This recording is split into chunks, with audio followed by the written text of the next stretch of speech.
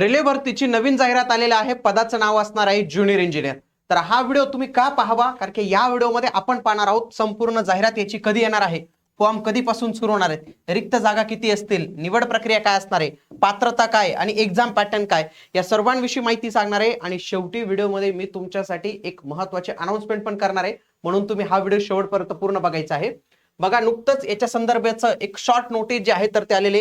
Railway अशा पद्धतीचं खूप छान काम करतं. शॉर्ट नोटीसमुळे काय होतं, विद्यार्थ्यांना कागदपत्र काढण्यासाठी एक चांगला वेळ जो आहे तर तो मिळून जातो. जवळपास 4098 पदं एवढी जे आहेत तर ते ज्युनियर इंजिनियर या पदाची जे आहेत तर ते पाहायला मिळणार आहे. ऍप्लिकेशन ही 14 ऑगस्ट पासून स्टार्ट होणार आहेत मित्रांनो, आणि ही 13 सप्टेंबर पर्यंत अर्ज प्रक्रिया, जवळपास 1 महिना अर्ज प्रक्रिया जी आहे तर ते चालणार आहे. आता याच्यामध्ये पाहिलं तर 4098 पदं इथं पाहायला मिळतील. पगार हा 35,400 हा बेसिक पे. जर आपण याला टोटल जर इन हँड पाहिलं तर 56,000 प्लस तुम्हाला इन हँड सॅलरी इथं जेई लेवलला जे आहे तर ते मिळते. वयोमर्यादा ही किमान 18 पाहिजे, कारण की डिप्लोमा वाले पण इथं एलिजिबल होऊ शकतात. सोबत जास्तीत जास्त वयोमर्यादा ही तुमची 33 वर्षापर्यंत जी आहे तर ते एलिजिबल आहे.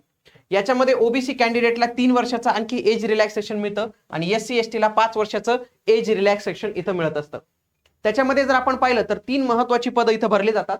पहिलं आहे ज्युनियर इंजिनियरची पदं, जेईची पदं भरली जातात. दुसरं असतं DMS, डेपो मटेरियल सुपरिटेंडंट, हे पण एक पद असतं. आणि तिसरं आहे CMA, chemical and metallurgical assistant. अशी ही 3 महत्वाची पदं या परीक्षे माध्यमातून जे आहेत तर तिथं भरली जातात.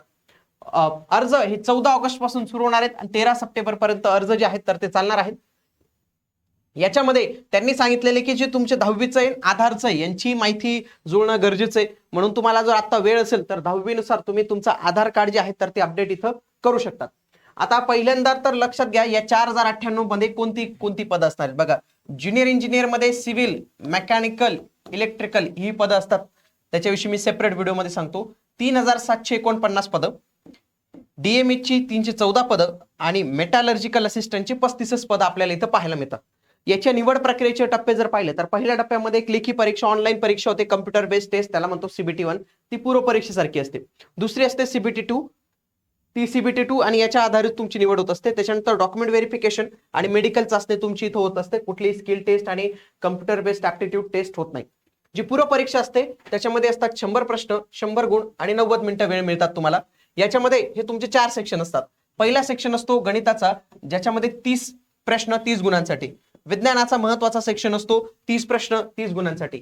जीकेचे 15 प्रश्न 15 गुणांसाठी तिसरा सेक्शन. आणि त्याच्यानंतर हा रिझनिंगचा सेक्शन असतो मित्रांनो, इथं 25 प्रश्न 25 गुणांसाठी तुम्हाला इथं पाहायला मिळतो. ही परीक्षा पास झाल्यानंतर तुम्हाला बोलवलं जातं मुख्य परीक्षेला, आणि ज्याच्यामध्ये तुम्हाला तुमच्या टेक्निकल नॉलेजनुसार प्रश्न येतात. फॉर एक्झाम्पल, मेकॅनिकलचं असेल तर मेकॅनिकलचे प्रश्न, सिव्हिल असेल तर सिव्हिलचे प्रश्न, इलेक्ट्रिकल असेल तर इलेक्ट्रिकलचे प्रश्न असे असतात.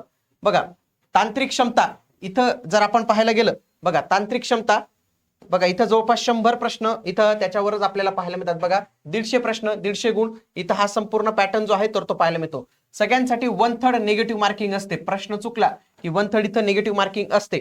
आता याचे जे संपूर्ण अभ्यासक्रम आहे त्याची डिटेलमध्ये PDF मी तुम्हाला शेअर करतो. या व्हिडिओच्या कमेंट बॉक्समध्ये तुम्हाला काय लिहायचं मित्रांनो, फक्त PDF असं टाईप करायचंय. PDF टाईप केल्यानंतर याची लिंक मी तुम्हाला कमेंट बॉक्समध्ये उपलब्ध करून देतो. एकदा सिलेबस बघा आणि याचा तुम्हाला चांगला फायदा जो आहे तर तो होणार आहे. याच्यामध्ये एक्झाम शुल्क जे ओपन कॅटेगरीचे आहेत त्यांना 500 रुपये लागतात. जे SC ST महिला एक सर्व्हिसमॅन आहेत त्यांना 250 रुपये लागतात. पण हे पैसे परत भेटतात बरं का. ओपन वाल्यांना त्यांचे 400 रुपये परत मिळतात. ओपन वाल्यांना ओबीसी पण इथे येतं बरं का. ओबीसी कॅन्डिडेट पण इथं जे आहेत तर ते येतात. आता लक्षात घ्या, त्यांना परीक्षा शुल्क फक्त 100 रुपये मित्रांनो. बाकी हे तुम्ही एक्झामला गेले पाहिजे याच्यासाठी त्यांनी एक रेल्वेने नवीन जे आहेत तर ते गोष्टी इथं इंट्रोड्यूस केलेल्या आहेत. भविष्यात याच्या संदर्भात काही अपडेट असेल तर तुम्हाला आपल्या या चॅनलवर मिळून जाईल. PDF मिळवण्यासाठी कमेंटमध्ये PDF असं जे आहे तर ते टाईप करा.